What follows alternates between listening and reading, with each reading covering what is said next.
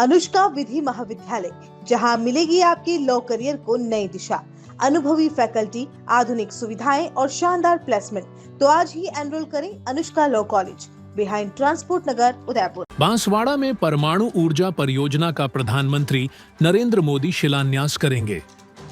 PM के आने से 2 दिन पहले भारत आदिवासी पार्टी के सांसद राजकुमार रोत आज बांसवाड़ा जिला कलेक्ट्रेट पर धरने पर बैठ गए। उन्होंने न्यूक्लियर पावर प्लांट के विस्थापितों की 30 सूत्री मांगों को लेकर प्रदर्शन किया। रोत के नेतृत्व में बीएपी के कार्यकर्ता कलेक्ट्रेट में प्रधानमंत्री नरेंद्र मोदी के नाम जिला कलेक्टर को ज्ञापन देने पहुंचे। करीब 2 घंटे तक विस्थापित लोगों के साथ जमकर नारेबाजी की। सांसद राजकुमार रोत ने बताया, कलेक्टर से मुलाकात की है। उन्होंने उनके दायरे में आने वाली कुछ मांगों को लेकर सहमति के लिए आश्वासन दिया है, लेकिन पूरी तरह से मांगें नहीं मानी गई हैं। इसलिए मांगें नहीं मानने तक धरना प्रदर्शन जारी रहेगा। उन्होंने प्रधानमंत्री की यात्रा से पहले सभी मांगों को पूरी करने की मांग की है।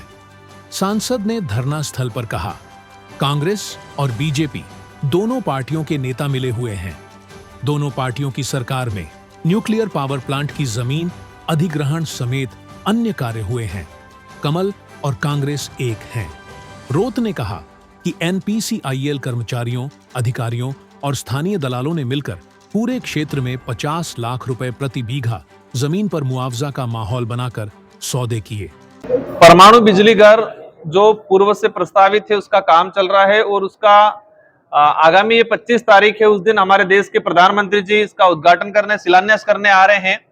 लेकिन स्थानीय लोगों की जो मांगे थी, उनकी पीड़ा थी, जो विस्थापित परिवार या प्रभावित जो परिवार है, इनकी मांगे आज भी अधूरी है। अभी जिला प्रशासन के माध्यम से सरकार तक और एनपीसीएल के अधिकारियों तक हमारी जो बात थी वो पहुंचाने का प्रयास किया है।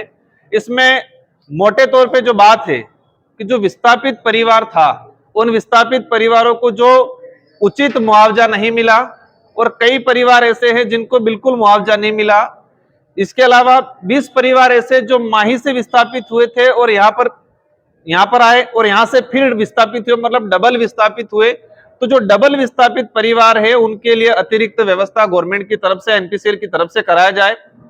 फॉरेस्ट राइट एक्ट के तहत पट्टा मिला था, वन अधिकार अधिनियम 2006 के तहत जो फॉरेस्ट में रह रहे थे पट्टा मिला था, तो उन पट्टा धारकों को भी विस्थापित किया गया, लेकिन उनको कोई किसी प्रकार का मुआवजा नहीं मिला है। तो इस बात को रखा है। हाँ, यहाँ पर जब भी अब व्यक्ति को मुआवजा नहीं मिला, उसकी मांग अनुरूप इसकी सुनवाई नहीं हुई, तो स्वाभाविक है कि जो एनपीसीएल काम कर रहा था उसका विरोध किया।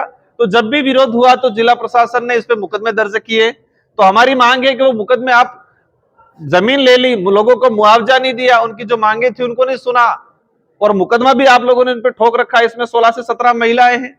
तो इसमें ये भी मांग रखी है, मुकदमा आप लोग कर रहे हो, शिलान्यास कर रहे हो, कह रहे हो यहाँ विकास करेंगे, तो विकास जमीन लेके उनको विस्थापित करके और उनके मुकदमा ठोके कर नहीं सकते। जिसमें हमारी मांग है कि उनको मुकदमे को भी विड्रॉल किया जाए। दूसरा कि यहाँ पर जो रोजगार है, इस कंपनी के अंदर रोजगार में जो लगे, सबसे पहली प्राथमिकता 1700 परिवार जो विस्थापित हुए हैं, इन परिवार परिजनों या उन परिवार में जो भी लोग हैं स्किल अनस्किल, इनको पहली प्राथमिकता मिले कि पहला रोजगार इन परिवारों को दिया जाएगा। इसके अलावा सीएसआर फंड पिछले 2 सालों के अंदर एनपीसीएल ने 17 से 18 करोड़ रुपया दिया, लेकिन प्रभावित परिवारों में कहीं पर भी 1 रुपया खर्चा नहीं किया है। यह दुर्भाग्य की बात है। ये कहे कि उस मानसिकता, जो जिस मानसिकता से क्या मतलब कि आप आदिवासी को कोई समझ ही नहीं रहे। तो हमारी मांग रखी है कि जो सीएसआर का फंड, मतलब प्रॉफिट का 2% जो आ रहा है, 2% में 70% बजट स्थानीय लोगों और आसपास के जिले के अंदर ही खर्चा किया जाए। इस तरह की मोटा मोटा हमने पूर्व 21 सूत्री मांगे और नई मांगे कुल मिला के ऐसे जो लिमिटेड अभी जो जरूरत है वास्तविक, इस प्रकार हमने 10-12 मांगे रखी है।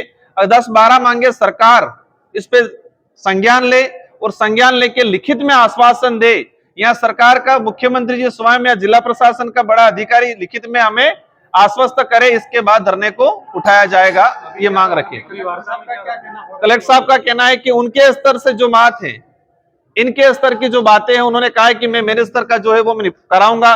बाकी राज्य सरकार का मामला है, जो मुकदमा का मामला है, इसके बाद जो फॉरेस्ट राइट के एक्ट के तहत जो पट्टे मिले थे उनको मुआवजा नहीं मिला है, तो राज्य सरकार को प्रस्ताव भिजवा रहे हैं अभी। और एनपीसीएल का अधिकतर मामला एनपीसीएल का है, तो एनपीसीएल से बात करके हम बता रहे हैं, ये उन्होंने कहा है। अगर सुनवाई होती है और पीड़ित परिवारों की जो वाजिब मांगे हैं, अगर इन पे सुनवाई होती है तो धरना स्थगित मतलब यहाँ से उठाया जाएगा। और जब तक ये मांगे पूरी नहीं होती हम लोग धरने पे बैठे रहेंगे।